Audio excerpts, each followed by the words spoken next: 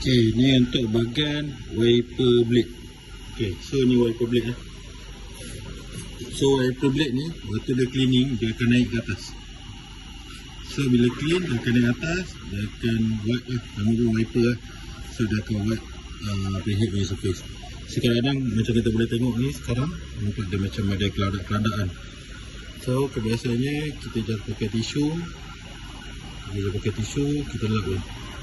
Lap nanti ada keladak-keladak tu, lepas tu kita lap bagi bersih. Pastikan surface dia dah bersih betul-betul. Okey, lap je sini. Okey, sudah lap. Okey, dan lagi satu, kena tengok bawah ni. Kalau dia tak jalan, kena tengok bawah ni wiring dia. Kalau tak naik, biasa jarang lah. Tapi ada kes motor ni rosak. Motor ni rosak. Ni sebenarnya magnet. So bila magnet tu on, dia akan naik ke atas. Okay. So cara nak check dia, nak tengok kita punya wiper blade okey tak okey. Kita nak tengok wiper blade kita ni okey tak okey. Firstly kita kena clean lah. Okey, kita kena clean.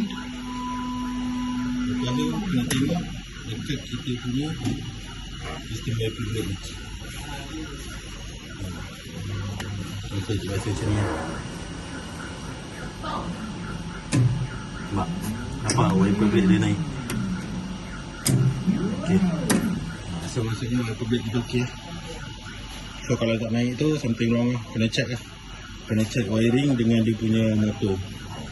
Kalau tak naik, ni barang kena check.